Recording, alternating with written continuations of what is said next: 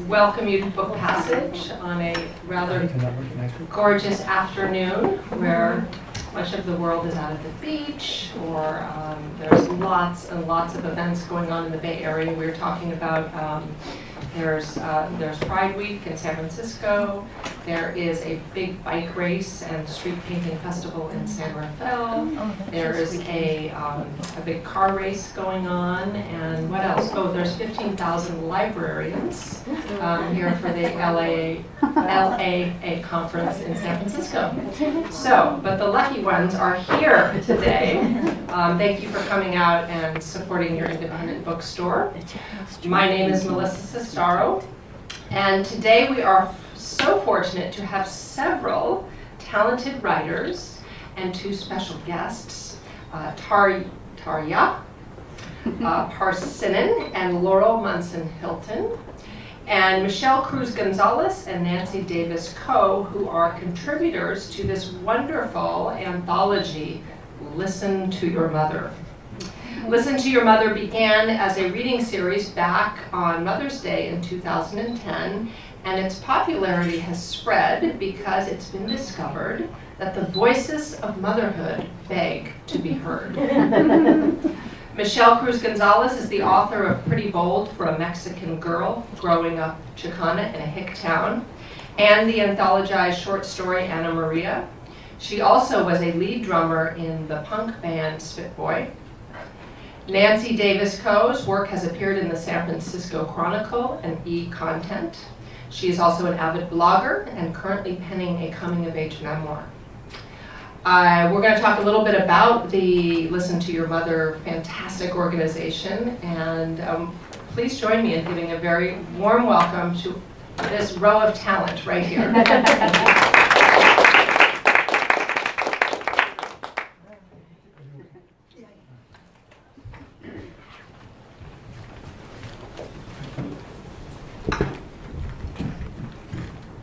Hi, everybody. Can you hear? I don't think we need this, but if we do, can you hear me? Yeah. Great.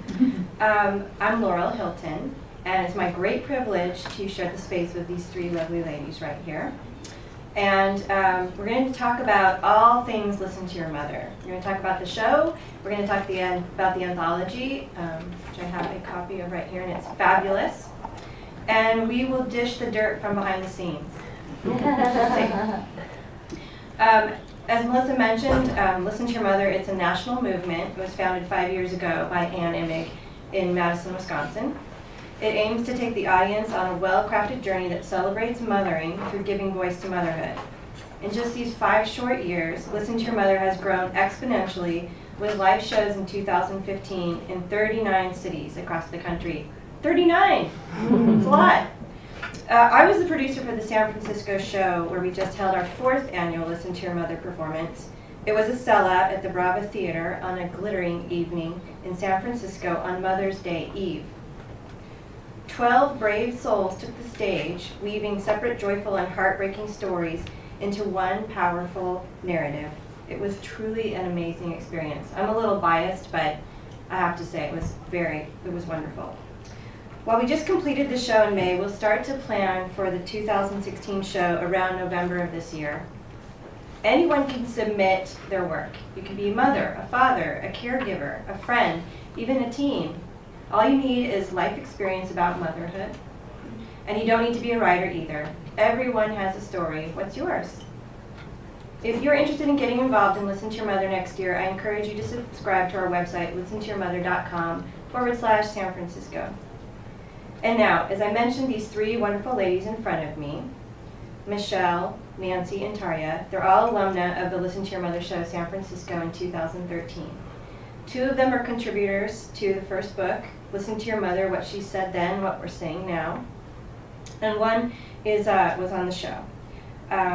Today, they'll be reading their stories from Listen to Your Mother. I'd like to introduce the first reader, Nancy Davis Coe. Nancy is a writer in Oakland, California, whose work has appeared in the San Francisco Chronicle, TheRumpus.net, The Morning News, and Skirt Magazine. She was a champion of the East Bay Literary Death Match in 2014. That's a coup. And an avid music fan, Nancy blogs about the years between being hip and breaking one, at midlifemixtape.com. And you can find her on Twitter at midlifemixtape and Facebook. Nancy will be reading one of my personal favorites from the book, In Praise of the Other Mother. Nancy?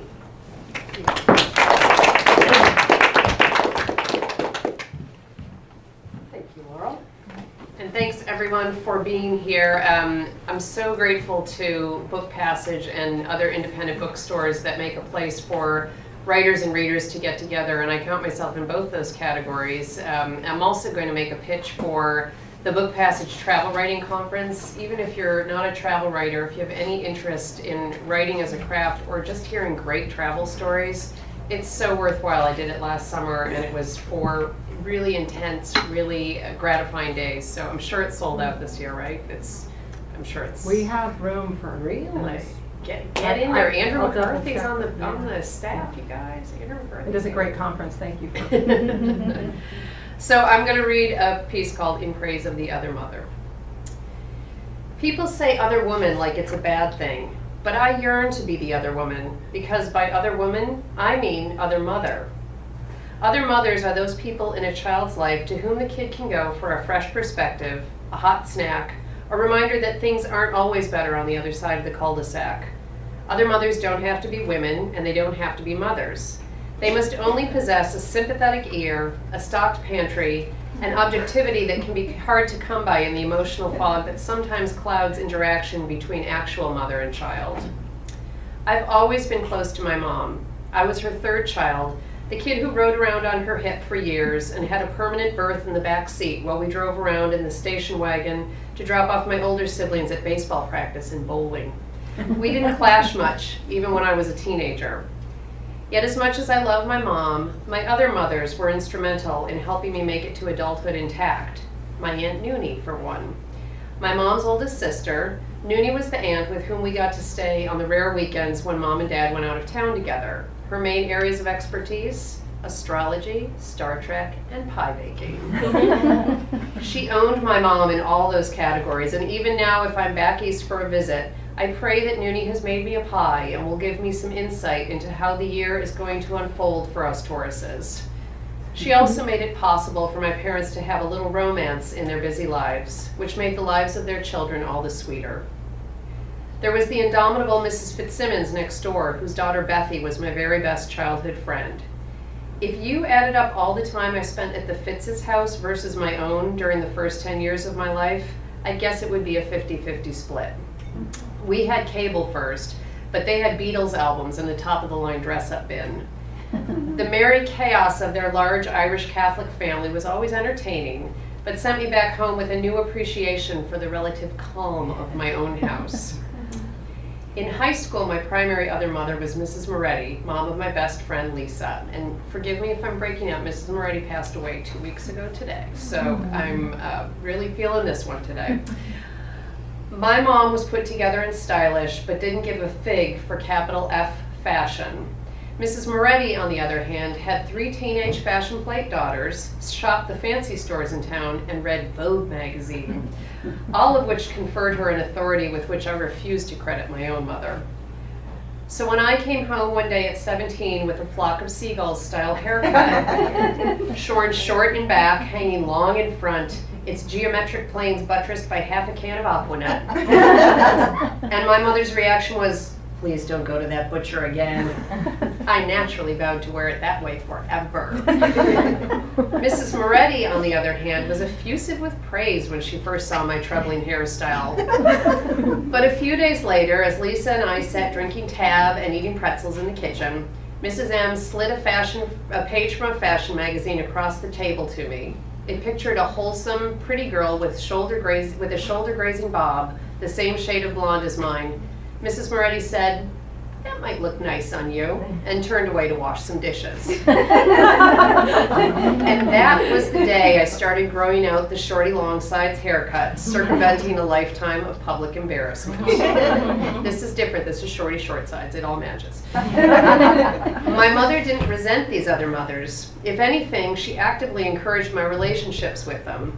As a mother of daughters who are 12 and 15 years old now, I can see exactly why. Some days lay waste to the focus and emotional energy you can muster for a child.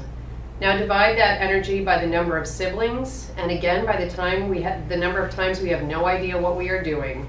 If it weren't for other mothers, we actual moms couldn't catch a break. Other mothers are genius at ferreting out information that might go unmentioned to the actual parent, like the arrival of a new boyfriend on the scene, or how a kid really feels about playing a sport. If you agree ahead of time to exchange key morsels judiciously, like spies from allied nations, this back-channel information gathering can prove extremely useful. They can also do the heavy lifting in areas where the actual mom has her limits. In a bit of history repeating itself, I found my look and stopped subscribing to fashion magazines in 1995. So when there's a clothing question to be refereed, I tell the girls to ask their uber-stylish other mother, Andrea. She'll know, I say, trusting that Andrea is as anti-booty short in jeggings as I am. And it is often the other mother who gives us solid proof that our kids are maturing into the people we hope they will be. I remind my children to use good manners when they are out in the world without me. But it's not until I get a positive confirmation of a good manners sighting from their other mother, Maria, when they're all at dinner without me, that I can truly believe the lessons have sunk in. I shamelessly court other mother's status for the kids in my children's lives. All through middle school, my older daughter's best friend would come over to do her homework on Mondays because I served her pistachios, a favorite snack that is off limits at home due to nut allergies in her household. I'll whip up hot cocoa and popcorn at the drop of a hat, and when the kids in my daughter's 9th grade math class needed a place to work on a class project, I bought all the supplies and heated up a pizza. In part, it's because I genuinely like my daughter's friends. But all those conversations I'm hearing from the next room as I slowly slice the pizza, stack the dishwasher one glass at a time, give me insight into the world in which my children live and the people who surround them there. And it's the least I can do to pay back the Nooneys, the Mrs. Fitzes, and the Mrs. Morettis in my life. Thank you. Oh wait, I'm going to introduce Michelle. I forgot about that part. Leave the book. I'm going to leave the book. Oh yeah, I hope you know your page number. Michelle Cruz Gonzales, who I met when we were castmates together in 2013 in the Listening Mother show in San Francisco, is, as has been said, the former drummer and lyricist of the female punk band Spitboy. Look them up on YouTube. There's some pretty great videos. She wrote a book called Pretty Bold for a Mexican Girl Growing Up Chicana in a Hick Town, and published Ana Maria and Book Lovers, Sexy Stories from Under the Covers by Steel Press. She teaches English and creative writing at Las Positas College, lives with her family in Oakland, and blogs at prettyboldmexicangirl.com. Oh, you do have a book. All right. Welcome, Michelle. I got one. Yeah, so I actually really do want to encourage everybody here to submit to Listen to Your Mother, because it's so much fun. And I am a writer, but I hadn't published a lot yet at that point. And it really has been fun meeting, it was so much fun meeting so many other writers. And I was in the stage show and then wound up in the book, published on Penguin. So yeah, my career kind of at the same time is taking off with my other book projects that I have. So even if you don't have big fancy writing dreams, you should, I'm sure you have a story to tell. So you should tell it and submit. It's really fun. My piece apparently was the first one they got because the due date was Super Bowl Sunday, or maybe the day after Super Bowl Sunday, and I was like, I'm not watching that thing. I'm gonna submit my piece. So I did, and I'm a kind of a classic overachiever. I had an underachiever family member, so I'm the overachiever daughter. So this is called Does Your Mom Play Drums? It does have the F word in it, but I won't say it. So, but know that I love saying it. I'll say it at home later, it's all right. When I was playing drums in a punk band, rocking out in a tank top and no bra, or just a bra and no tank top, I didn't imagine my favorite performance would be with my 10-year-old son. For 3 years, Luis Manuel played piano in his school's variety show. In 5th grade, he decided to play guitar. Guitar was way cooler. He taught himself to play guitar in like 3 months, you know, on YouTube, chords, notes, picking everything. He was going to play a rock song for the variety show. His friend Shane was going to play with him. They began practicing 3 months before auditions because they didn't want to suck and they had girls to impress. Then Luis heard a rumor that Shane wasn't going to play with him. When he heard it again, I suggested he find a third person for his act, just in case. But he said maybe Shane was just too busy to practice. Then 2 days before the audition, only 2 weeks before the actual show, Shane admitted that he was going to be in a dance act with his popular friends instead. A dance act? Who in the hell would rather do synchronized dance moves like some boy band over playing actual music? It occurred to me right then that for 5th graders, this variety show had more to do with showcasing your friends than actual talent. Do you want to be in their dance act, I asked. No, he rolled his eyes and huffed. I want to play guitar. I was relieved. In tears the night before the auditions, Luis sat on the couch with his Les Paul. Maybe I won't do it, he said. I took a deep breath to hide my panic, not sure why I was so invested. Then I told him to play every song he knew. I would help him decide which one sounded best. He played Float On, which needed another guitar. The Beatles' Blackbird sounded good, but the picking needed work, and the Weezer song had one really hard chord. When he played Nirvana's Smells Like Teen Spirit, we both knew it was one. Then it hit me.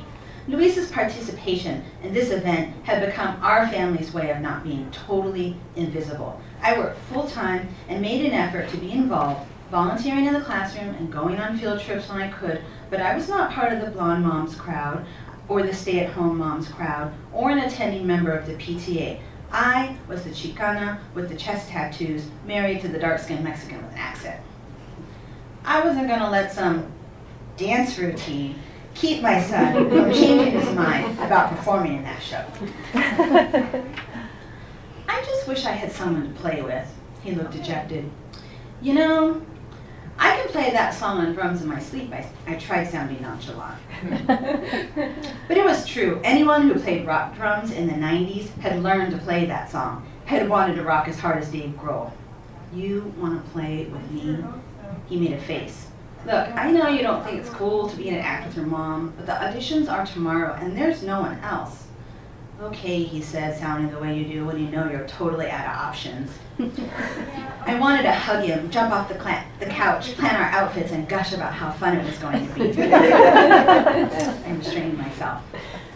What if someone teases me? Just say this. Does your mom play drums? In pain, after dropping his guitar on his big toe the night before, Luis continued to worry that he'd be teased for being in a band with his mom. I knew I had to keep a low profile, tone it down, wear a loose-fitting tank top and a bra, and no flashy makeup. I did put on red lipstick called Rocker before leaving the house. I wanted to stand out from the PTA moms and help my son show his friends what real and inspired talent looked like. Getting on stage and playing the drums in front of the entire school without lipstick wouldn't achieve that. Next, we have Luis Manuel Peralta playing Smells Like Teen Spirit. The MC dad on the other side of the curtain read from the intro we wrote. And no, that's not his mom on drums. I heard loud laughter, the curtain lurched open, and Luis launched into one of the most recognizable chord progressions in rock and roll, drawing whoops and cheers from the crowd. Then I came in on drums, careful not to hit the snare as hard as I could or move my head wildly like I did in my band Spitboy. Like we practiced to combat nerves and to help us stay together, we made eye contact across the stage, mother and son. I nodded as we made the transition from the intro to the soft part that follows, and by the time we got to the distinctive chorus, dun, dun, dun, dun, dun, dun, dun, the crowd was roaring. Luis looked up from his guitar, and I saw his anxiety slip away. Then as we wound down for the big finish, Luis locked eyes with me and smiled wide like he did when I nursed him as a baby.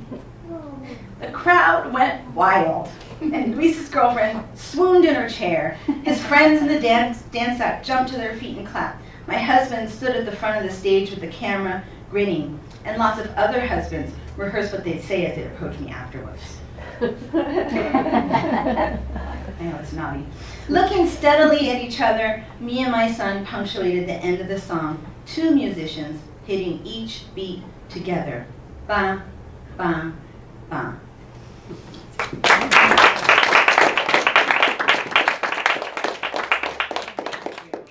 I asked my son to come with me today, but last time I read read this piece when he was there. He wandered out of the room like this. By me, by the stage, and everyone like was trying not to laugh out loud because they would embarrass him even more. I was like, oh. I said, you want to come? He's like, you're going to read that? He said, no. He said, no, I'm not doing that again. He still likes it, but it does embarrass him. At that age, it could be both at once, right? So I'm going to introduce Tarja Parssinen. With a background in dance and sketch comedy and a former career in publishing with Random House, Tarja Parssinen is now a writer and a mom to 2 boys. Her work has appeared in various magazines, on parenting and humor sites, and on the NPR affiliate KQED. Most days, though, she can be found on her humor blog, The Flying Chalupa, which you should check out because she is really funny.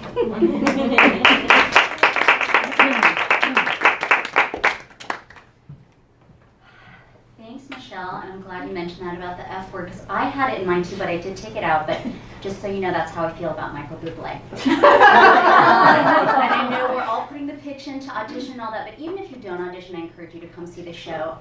We all go see it every year, and it's so fun. I get all my friends together, and we do dinner and take a car into the city and watch it. This piece is called The Anti-Self-Absorption. Okay. I was always one to indulge in the malaise of youth.